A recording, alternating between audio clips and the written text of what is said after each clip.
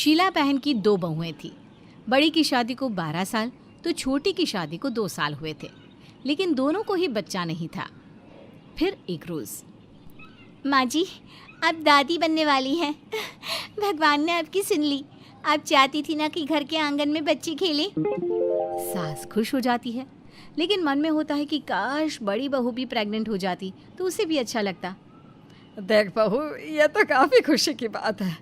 बस तू ना एक काम कर, इस बात को धीरे से ही बड़ी को भी बता दे। तू तो जानती है ना 12 साल हो गए उसकी शादी को, लेकिन वो तो ठीक है माँ जी, पर मुझे लगा खैर ठीक है। छोटी बहू कमरे में चली जाती है कि थोड़ी ही देर में बड़ी बहू आ जाती है। माँ जी, मैं माँ बनने वाली हूँ। भगवान ने मेरी सुन ली। माँ जी, मैं बहुत खुश हूँ। ये सुनकर सास के दिल में तो मानो 100 पावर का बल्ब भी जल जाता है। वो खुशी से चिल्लाने लगती है, मुन्ना, सोनी, रानू, सब आ जाओ।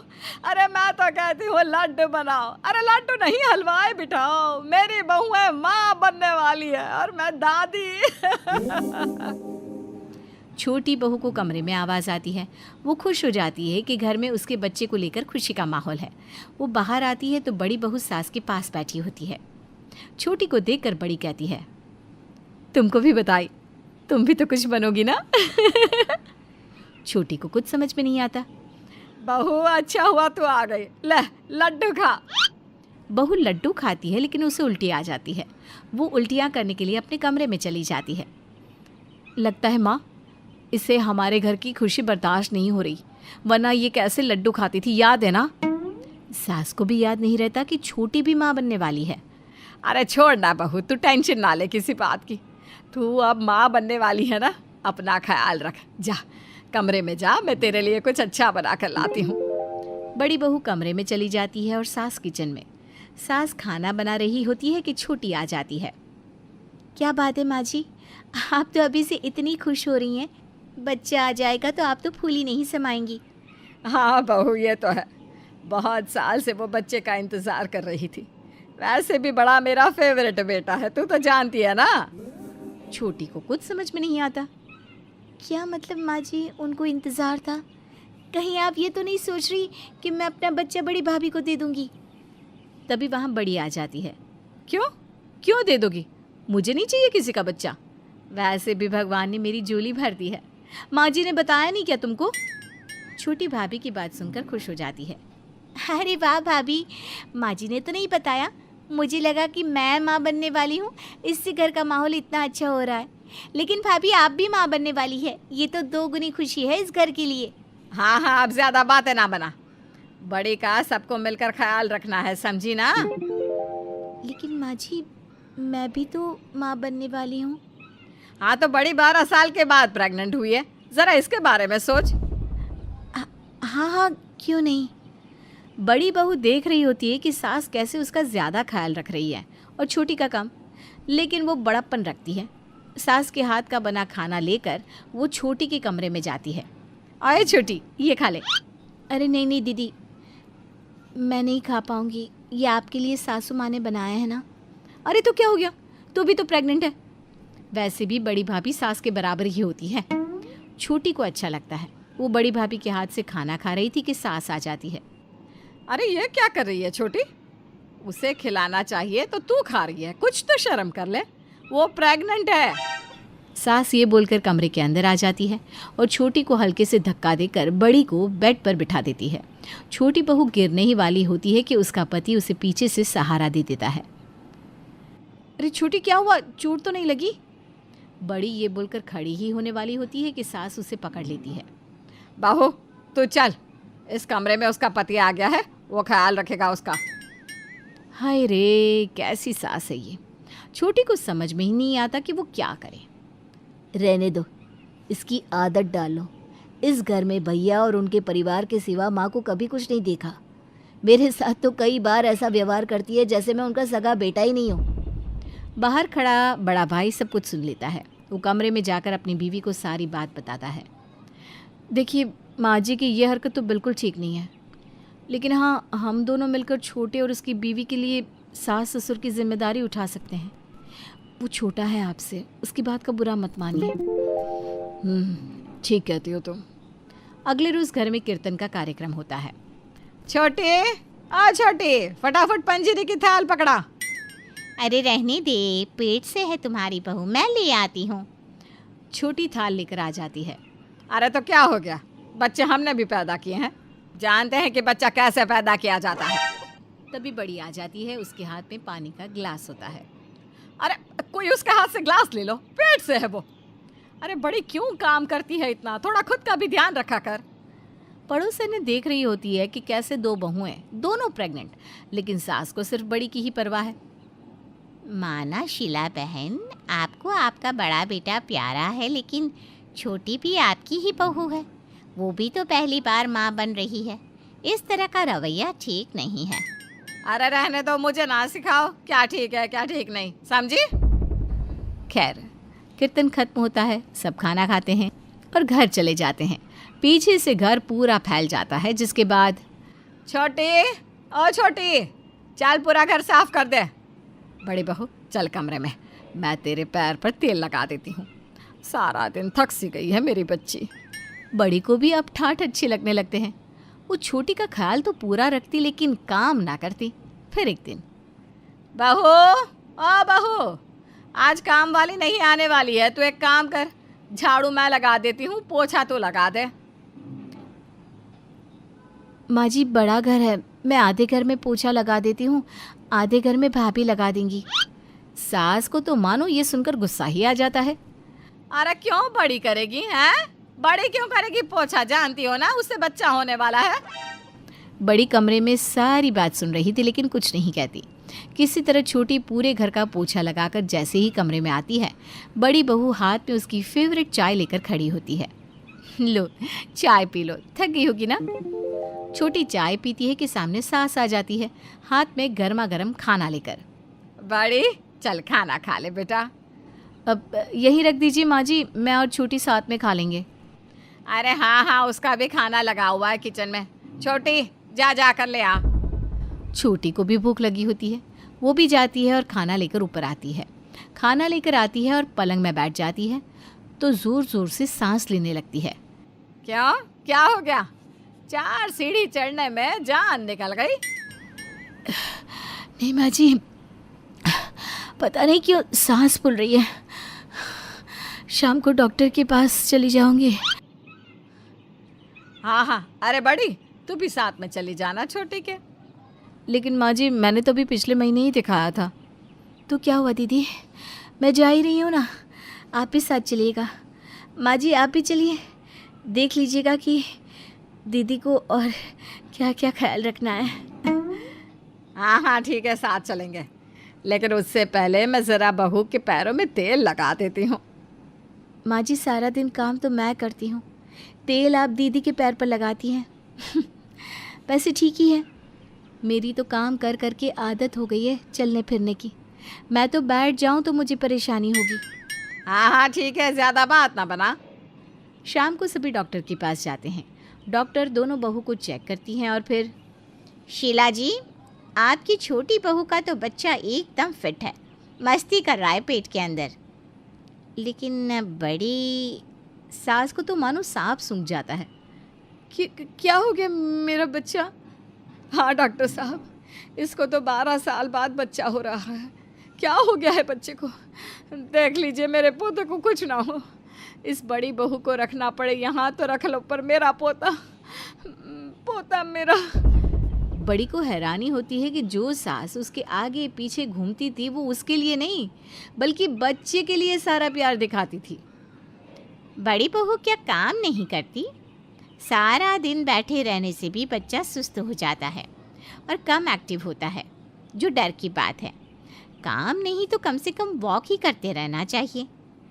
जी वो तो मैं करती थी, वॉक भी और काम भी, लेकिन मेरी सास, ये बोलकर वो छोटी के साथ बाहर आ जाती है। घर आकर, वाह माँ जी, आप तो बहुत सेल्फिश निकली। अब मुझे पता चल गया है कि आपको मुझसे नहीं मेरे बच्चे से सिर्फ प्यार है। मैं चली मायके। मैं भी सासू माँ, जब आपको दीदी का ही ख्याल है तो उन्हीं के साथ रहिए। नहीं, मुझे माफ़ कर दो, मेरे लिए दोनों बहुएं समान हैं, मुझे माफ कर दो। उज्ज्वला अपने बेटी विजय और बहू मानसी के साथ जमनापुर नगर में रहती थी। एक बार की बात है, रात के खाने के बाद मानसी विजय के पास गई और बोली, सुनिए जी, आज ना मेरा मीठा पान खाने का बहुत मन कर रहा है। अच्छा, अभी ले आता हूँ। विजय मानसी के लिए पान ले आता है। मानसी जैसे ही पान देखती है, उसके मुंह में पानी आ जाता है और वो पान खाने लगती है। सुनिए जी, क्या सूंघू इस वक्त? मैं कोई कुत्ता थोड़ी ना हूँ। अरे सुनिए कह रही हूँ, सूंघिए नहीं। अरे तुम पहले पान खत्म कर लो मुंह का, तब बात करना। अब भी ना। मानसी पान का आनंद ले रही होती है, तभी उसकी सास उसे आवाज देती है, अरे मानसी, जरा बाहर तो आना। मानसी पान चबाते हुए अपनी सास के पास चली जाती है। मुंह में पान होने की वजह से मानसी ठीक से बोल नहीं पाती। जी माजी, काजी, माजी, वो मैं पान खा रही हूँ ना। क्या? अरे मुझे तो कुछ समझ में नहीं आ रहा कि तुम कह क्या रही हो। अब बोलिए मम्मी जी। घोलिए। क्या घोलूं इस वक्त? मम्मी जी रुकिए। मानसी पान थूक कर आती है और तभी बाथरूम में विजय आ जाता है। विजय देखता है कि टाइल्स पर पान के दाग लगे हैं। छी, ये मानसी बिना पान थूका पर साफ भी नहीं किया। विजय गुस्से में मानसी के पास जाता है। सुनो मानसी, तुमने पान खाया कोई बात नहीं, पर कुल्ला करने के बाद कम से कम वॉश बेसिन तो साफ कर दो। पूरे छींटे लगे हैं वहाँ पर। हाँ ठीक है ना, तो इसमें इतना गुस्सा करने की क्या बात है। अगले दिन मानसी को फिर पान खाने की इच्छा होती है, तो वो पान लेकर आती है और खाने लगती है। वो दिन भर पान चबाती रहती है। एक दिन उसकी सास कहीं बाहर जा रही थी। अरे मम्मी जी, कहाँ जा रही हैं? ओफो बहू, इतना पान मत चबाया करो, दांत खराब हो जाएंगे तुम्हारे। अरे मम्मी जी, कुछ नहीं होगा। तभी मानसी के मुंह से पान की कुछ छींटे उसकी सास की साड़ी पर गिर जाती है। हे भगवान, ये क्या किया तुमने? मुझे बाहर जाना था और तुमने मेरी साड़ी ही खराब कर दी। अरे सॉरी मम्मी जी, मैंने जानबूझकर थोड़ी ना खराब करी है। तुम भी ना मानसी हद करती हो। मेरी इतनी अच्छी साड़ी खराब कर दी। अब इसके दाग पता नहीं जाएंगे भी या नहीं। मुझे कपड़े बदलने पड़ेंगे। उफ। मानसी की इस पान खाने वाली आदत से सभी परेशान थे, पर मानसी को इससे कोई फर्क नहीं पड़ता था। उसकी पान खाने वाली आदत इतनी ज्यादा बढ़ चुकी थी कि अब वो दिन भर पान ही खाती रहती थी। एक दिन मानसी बाहर जाने के लिए तैयार हो रही थी, तो अचानक से उसके दांत में दर्द हुआ। मर गई रे। इतना दर्द क्यों हो रहा है दांत में? क्या हुआ मानसी, तुम अभी तक तैयार क्यों नहीं हुई? अरे क्या बताऊं, दांत में इतना दर्द हो रहा है कि मुझसे तो तैयार भी नहीं हुआ जा रहा है। दांत में दर्द? जरा अपना मुंह तो खोलो। मानसी अपने दांत दिखाती है तो उसके दांत बिल्कुल ही पीले पड़े हुए थे। मानसी, तुम्हारे दांत तो बिल्कुल खराब हो गए हैं। क्या? हाँ, दिन भर जो इतना पान खाती हो, ये उसी का नतीजा है। और शायद तुम्हें दर्द भी इतना मीठा पान खाने की वजह से ही हो रहा है। नहीं, मैं इतना पान कहाँ खाती हूँ। तभी वहाँ उसकी सास आ जाती है। हाँ, दिन के बस 10-12 पान खाना तो आम बात है तुम्हारे लिए। वो तुम मुझे बहुत पसंद है, इसलिए मुझे हिसाब ध्यान नहीं रहता। हाँ, तो उसी का तो नतीजा है कि तुम्हारे दांतों में इतना दर्द हो रहा है। ठीक है मम्मी जी, आज से पान खाना बंद।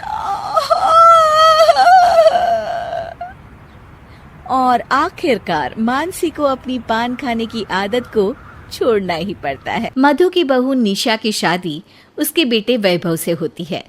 दोनों की जोड़ी बड़ी ही शानदार थी, लेकिन शादी के 2 साल बाद ही वैभव का स्वर्गवास हो जाता है। निशा की माँ निशा की सास से कहती है, देखिए, अब इसका पति तो रहा नहीं, अच्छा होगा कि अब हम हमारी बेटी को यहाँ से ले जाएं। मधु निशा की तरफ देखती है। निशा मेरी बहू थी, लेकिन वैभव के जाने के बाद मैं उसे अपनी बेटी ही मानती हूँ। शादी के बाद वो इस घर में आई थी, मैं तो नहीं चाहूँगी कि वो जाए। बाकी जैसा आप और निशा को सही लगे। निशा की माँ निशा के पास उसके कमरे में जाती है। बेटा निशा, तेरी सास कह रही है कि तू अब इस घर से चली जा, तो बेटा अपना सामान पैक कर ले, अब यहाँ तेरा कुछ नहीं। पर माँ, अब तो मेरा यही घर है। सासू माँ तो मुझे बेटी की तरह मानती हैं। अरे बेटी मानना और होने में काफ़ी फ़र्क है। रहेगी तो तू मेरी ही बेटी ना। चल अब सामान पैक कर ले, जिद मत कर। निशा दुखी मन से सामान पैक कर नीचे सास के पास जाती है, जहाँ ससुर जी और ननद भी खड़े होते हैं। वो निशा का सामान देखकर दुखी हो जाते हैं। अरे बेटा, अब इन लोगों से क्या बात करनी है, चल निकलते हैं यहाँ से। सास निशा को गले लगाती है। निशा सास के पैर छूकर कहती है, माँ जी, जा रही हूँ मैं। भाभी, आपके बिना ये घर अच्छा नहीं लगेगा। भाई के बाद आप ही उनकी निशानी थी हमारे लिए। आपको देखकर भाई को याद कर लेते। ननद रोने लगती है। अरे बेटी, बाप कितना भी निर्धन क्यों ना हो, अपने बच्चों को कभी भूखा नहीं सुलाता। तुझे यहाँ कोई कमी नहीं होने देते। निशा रोने लगती है। पापा, माँ, मैं इस घर से नहीं जाना चाहती। यहाँ मुझे अपनापन लगता है। यहाँ मेरे वैभव की यादें हैं और आप लोग जो उनके अपने हैं, मुझे घर से मत निकालिए। ये बोलकर वो हाथ जोड़ लेती है। सास समझ जाती है कि निशा की माँ ने चालाकी की है। वो बहू का सारा सामान उठाकर अंदर रख लेती है। बहन जी, मैंने आपसे ये कहा था कि निशा अगर जाने की इच्छा रखे तभी हम उसे भेजेंगे। अच्छा हो कि अब आप लोग चले जाएं। निशा अपनी माँ की तरफ आश्चर्य भरी नज़रों से देखती है। माँ, अब यही मेरा घर है, मैं यहाँ से कहीं नहीं जाऊँगी। माँ अपनी चाल उल्टी पड़ती देख वहाँ से चली जाती है। निशा अब घर में बेटी की तरह रहती, माँ बाप का ख्याल रखती, घर का काम करती और खाली समय में अपने कमरे में चुपचाप बैठ जाती। निशा बेटा, शादी के वक्त तुम्हारी उम्र काफ़ी कम थी, क्यों ना तुम अपनी पढ़ाई आगे शुरू कर दो। पर पापा, घर का काम और आप लोगों की देखभाल। अरे क्यों भाई, वो तो तुम और पिंकी दोनों मिलकर कर लेना। मैं कल ही कॉलेज का फॉर्म लेकर आऊँगा। ससुर जी के कहने पर निशा आगे की पढ़ाई फिर से शुरू कर देती है। वो खूब पढ़ती है और एक अच्छी सी नौकरी में भी लग जाती है।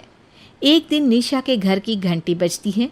एक सुंदर सा लड़का अपने माँ बाप के साथ खड़ा होता है। वो सब अंदर आकर बैठ जाते हैं। निशा के सास ससुर उन लोगों को अंदर बिठाते हैं। लड़के के पिता बोलते हैं, हम आपकी बेटी निशा की शादी के लिए रिश्ता लेकर आए हैं। अरे सुनती हो, जरा बाहर तो आओ। निशा की सास भी बाहर आ जाती है। ये लोग निशा के लिए रिश्ता लेकर आए हैं। ओह, ये तो बड़ी खुशी की बात है। क्या करते हो बेटा? जी मैं निशा के ऑफिस में ही मैनेजर हूँ। अच्छा रुको, मैं निशा को लेकर आती हूँ। सास निशा को भी वहाँ बुला लेती है। अरे सर, आप और आपके साथ ये मेरे मम्मी पापा हैं निशा। मैं तुमसे शादी करना चाहता हूँ और शादी का रिश्ता लेकर आया हूँ।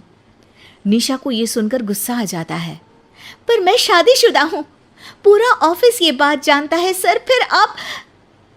हमें पता है बेटी, अभिषेक ने हमें सब बता दिया था। हमें शादी से कोई दिक्कत नहीं है। लेकिन मुझे है, मैं शादी नहीं करना चाहती। अरे नहीं बेटी, अब हमें भी तो अपना कर्तव्य पूरा करने दे। एक बेटी को पढ़ा लिखा कर उसे अपने पैरों पर खड़ा कर माँ बाप सिर्फ उसे अच्छे घर की बहू के रूप में ही देखना चाहते हैं। पर माँ, मैं तो बहू बन चुकी हूँ। नहीं बेटी, वो तब तक थी जब तक वैभव था। उसके जाने के बाद से तो तू हमारी बेटी है, और बेटी की शादी करना हर पिता का सपना होता है। हमें ये लड़का पसंद है। तेरी उम्र ही क्या है बेटा, तुझे भी तो जीने का हक है। निशा सर झुका लेती है और शादी के लिए हाँ कर देती है। अरे बहू, ये मछली घर क्यों ले आई घर में?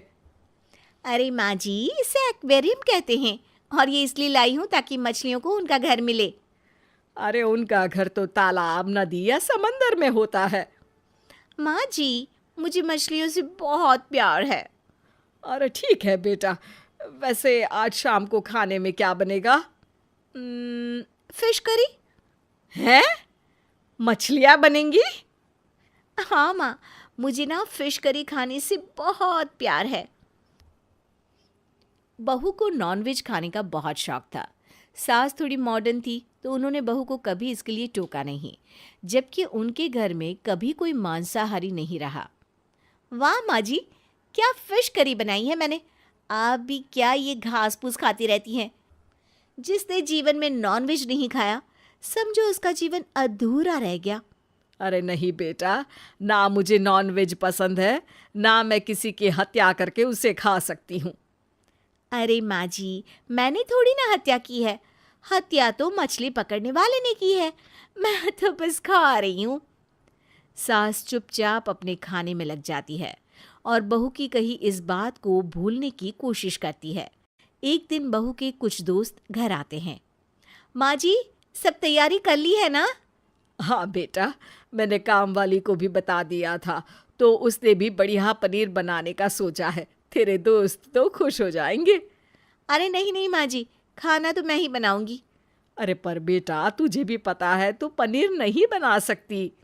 वही तो, मैं मटन बनाऊंगी। मतलब बकरा? हाँ माँ जी, मुझे ना अल्लाह मटन। लेकिन उस दिन तो कह रही थी कि बकरे की बलि बंद होनी चाहिए। तूने फेसबुक पर भी डाला था। माँ जी, फेसबुक और असल जिंदगी में अंतर होता है, और मैं बलि थोड़ी ना दे रही हूँ, मैं तो बस बना के खा रही हूँ। अरे पर बेटा। उफ़ो माँ जी, बहुत काम पड़े हैं, बात तो हम फिर बाद में भी कर सकते हैं। सास घर के दूसरे कामों में लग जाती है। शाम को बहू के दोस्तों का अच्छे से स्वागत होता है और बहू खाने के वक्त उन्हें मटन परोसती है। वाह यार रुचिता, तेरे हाथ पे तो जादू है। Thank you. लेकिन सच कहूँ, थैंक यू तो उस बकरे को बोलो जिसने तुम्हारे पेट के लिए अपनी गर्दन कटवा ली। बहू की बात सुन के सास के अलावा सब हंसते हैं। अरे आंटी, आप मटन नहीं लेंगी? अरे सासू माँ को बकरा पसंद नहीं है। अरे मुझे तो बहुत पसंद है बेटा, और इसीलिए तो नहीं खा रही। बात सही है, पर शेर लोग मांस खाते हैं, घास नहीं। अरे वाह, क्या बात बोली है तुमने मेरी शेरनी। सब हंसने लगते हैं। माँ जी प्लेट में अपना सर झुकाए खाना खाती रहती है। बेटे को अच्छा नहीं लगता कि उसकी माँ की बात का ऐसा मजाक बनाया जाए, लेकिन वो पत्नी के दोस्तों के सामने कुछ बोल के माहौल बिगाड़ना नहीं चाहता। कुछ दिन बाद बहू फिर नॉनवेज बनाती है। अरे बेटा, आज पूर्णिमा का दिन है, आज हमारे यहाँ ये सब नहीं बनता। बाकी दिन तुम भले ही खा लो। माँ जी, ये मेरी चॉइस है। अरे बेटा, पर घर मेरा भी है। हम साथ हैं तो एक दूसरे की चीज़ों का और संस्कारों का ध्यान रख के घर चलाना पड़ेगा ना। माँ जी, चिकन बना है, आई लव चिकन, मैं तो खाऊंगी ही, ऐसे नहीं छोड़ सकती। ठीक है बेटा, खा ले। वैसे भी अब ये घर ज़्यादा तुम्हारा ही है, जैसे तुम इसे रखो, तुम्हारी मर्जी। माँ जी, मुझे नॉनवेज खाने से प्यार है, आपको हमेशा उस पर कोई दिक्कत क्यों रहती है? बहू, मैं गांव में रहती थी, वहाँ बकरों की बलि देते थे। मेरी आत्मा कांप जाती थी उन्हें मिनमिनाते हुए सुन के। मेरे घर भी बकरी होती थी। एक दिन बकरी ने एक मेमना दिया। बहुत प्यारा था वो। मैं दिन भर उसके साथ खेलती, पर एक दिन बाबा ने उसे बाजार में बेच दिया। जब मैं उसे ढूंढते हुए बाजार गई तो वो कसाई उसे काटने वाले थे। मैं कुछ नहीं कर पाई। तब से मुझे हर जानवर के लिए एक दया का भाव रहता है कि कैसे हम उनसे बिना पूछे उनकी जान ले लेते हैं। अच्छी लगी मुझे कहानी। आपके पोते और पोती खुश रहेंगे जब भी होंगे तो। आप कहानी वैसे अच्छी सुनाती हो। बहू सास की कहानी का संदेश नहीं समझती और वहाँ जाके चिकन खाने चली जाती है। अगले दिन बेटा बहू से कहता है, तुम्हारा बर्थडे आने वाला है, बोलो क्या चाहिए? जो मर्जी हो, गिफ्ट मांगे थोड़ी ना जाते हैं। अच्छा, मैं तुम्हारे लिए एक छोटी सी प्यारी सी बिल्ली लेकर आऊँगा जिससे तुम दिन भर खेला करोगी। अरे वाह, मुझे जानवरों से बहुत प्यार है। I love animals. अच्छी बात है, तो अब उस बिल्ली का नाम सोच के रखना। I love you. तुम बहुत अच्छे हो, बहुत प्यार है मुझे तुमसे। तभी सास बेटे के सामने आकर खड़ी हो जाती है। अरे नहीं नहीं, मैं अपने बेटे को कुछ नहीं होने दूंगी। मेरे बेटे को कुछ मत करना बहू। उस तक जाने से पहले तुम्हें मेरा सामना करना पड़ेगा। अरे आपको क्या हो गया माँ जी? माँ क्या हुआ, ऐसा क्यों बोल रही हो? अरे बेटा, अभी इसने बोला ना कि आई लव यू, तो बहू जिस चीज़ से प्यार करती है उसको खा जाती है काट के। आई लव चिकन बोल के मुर्गा खा गई, आई लव मटन बोल के बकरा खा जाती है, और आज तुमको आई लव बोल दिया है। अब कल तुमको भी बना देगी खाने के लिए। बहू को सास की बात समझ में आ जाती है। आ, आ, समझ गई माँ जी। अब मैं ये नहीं बोलूँगी कि मुझे जानवरों से प्यार है, और अगर बोलूँगी तो उनको खाऊंगी नहीं।